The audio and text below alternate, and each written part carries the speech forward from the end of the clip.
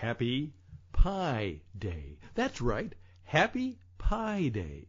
Today is the day we celebrate Pi Day, and we're going to talk about that on What It Takes Radio.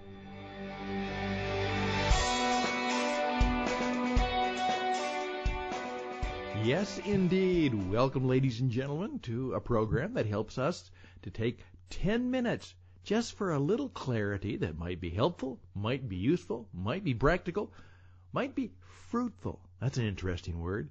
And most importantly, could be profitable as we figure out how we can be spirit-led entrepreneurs doing what it takes to make our mark in the marketplace, perhaps in the universe, somewhere between those two, and enjoy life and make it fully alive in the service of others.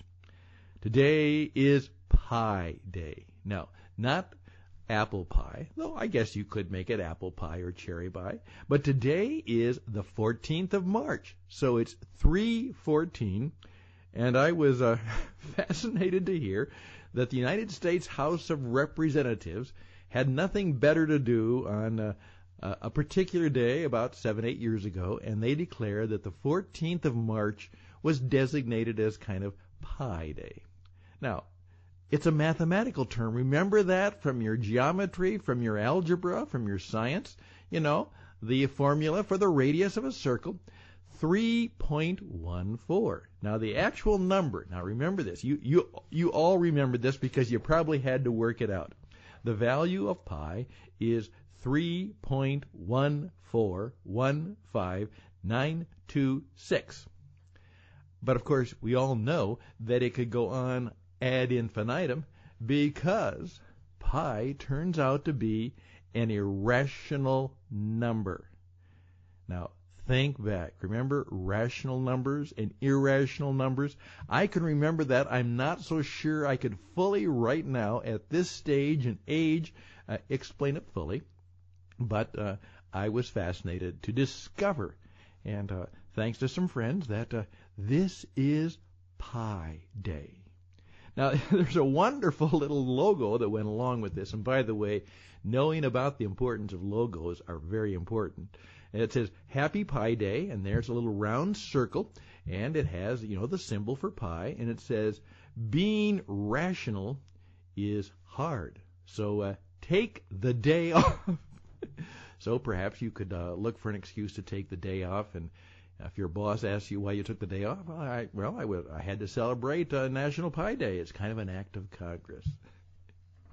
You know what? You can do with this piece of information whatever you please, and you could even use it in a trivia contest. Perhaps some of you will actually check it out and find out what's going on. Well, now that I've spent 3 minutes telling you that it really is Celebrate Pi Day, and there's all kinds of ways to do that, let's see if we can get a little clarity that might be important to us. Now,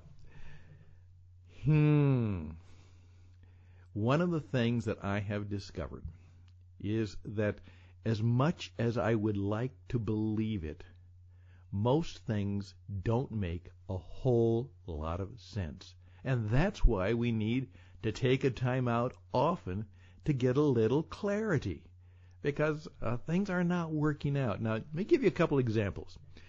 Almost every business model, particularly what you learn in MBA school, Master of Business Administration. And there's the rub. See, it's believed that business is basically a rational enterprise, and that there are certain principles and practices and rules and regulations and thoughts, and you can put these together, study the case examples, and you can come up with a fairly rational, logical way to do business that will be successful.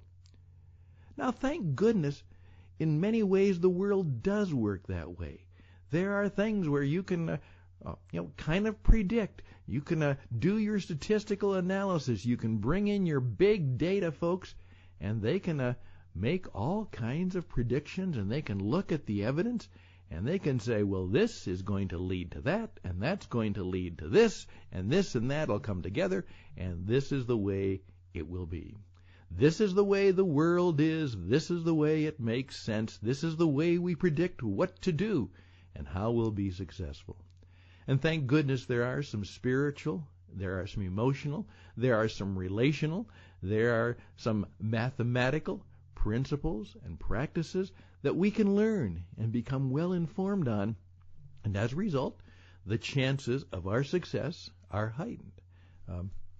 We will have a better chance of discovering what it takes than designing a rational plan to do what it takes, and then do it. And as we say, you keep doing it, because there's where it becomes a bit irrational. You know what? We're going to fail. As one of my friends said, I've started many businesses and many projects, and most of them have failed. Even though I did all of the right things in all of the right ways, it just didn't work out. All of that thought and all of that stuff was not nearly as rational as I thought. There we go. Right now, I am being inundated. You'll see this quite often. One guy has put together a program on how to do copywriting, how to write a great sales letter. And I looked at it. It's pretty good. It's even pretty good. Here's the problem. It's all based on the idea that people are rational. They are logical. They will do the right thing when the right stimulus hits them. And that is not rational. That's irrational. Years ago, I read a book when I was teaching philosophy to juniors in high school. It was even very amazing.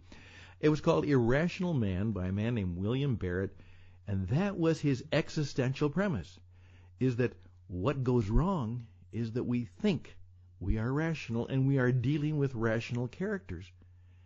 Any good salesman, and my Frank will come along and tell us that, will say, you cannot depend on people being rational. That's right. They make decisions about all kinds of things for all kinds of ways and all kinds of reasons that don't make sense. And my problem with my friend who was selling away, and it was an expensive course, teaching people how to write a sales letter that would follow all of the logical principles and premises, and that would make the sale. And he's got all kinds of stories. Here's the problem. Don't assume people are going to read your sales letter. Don't assume that no matter how well it's written, no matter how logical it is, and I hear this line, oh, it's an irresistible. Nothing is irresistible. I can resist most anything because I'm an emotional, spiritual, irrational, oftentimes crazy character. And if you want to try and predict my behavior on some rational premise, it's not going to be. That means that leadership is a performing art. Leadership is a spiritual art. Leadership is being aware of having to dance and move and make different steps, and they may not make sense, but they're things I have to learn and things I have to do, and knowing that I will fail even if I do it right and logical and right and rational. You know what? This is probably a day we should celebrate as a day to take off and get some clarity on the fact that we delight in a wonderful God who does things with great principles and practices and laws of nature, but his prime creature, human beings, men and women, we're not very rational, and oftentimes we do things that don't make sense. That's something to remember on Irrational Celebrate Pi Day. And now, what does that mean to you? New understanding. I'm learning how to do business, and I ask myself, and what I am learning, is it based on the belief that my customer, the marketplace, and all of those things that go into it are rational? Or should I remember, every day is Pi Day, and we are full of dealing with irrational people doing irrational things for irrational reasons, and we have to figure out what to do that makes sense and what leads to good and service and perhaps even godly ways of doing the marketplace. Well, Rob, bring the theme up because our 10 minutes is done, and we invite you to come back once again to hear a little 10 minutes of clarity, and we'd love to hear from you. Once again, Stan Husted for What It Takes Radio. Stan at stanhusted.com. Stan at stanhusted.com. And we're grateful for your time, your attention, for your thought and consideration, for taking 10 minutes with us to establish a little clarity in our lives, and we appreciate you. And that's very rational and very irrational, but we do. We appreciate you. All the best and blessings, and bye for now.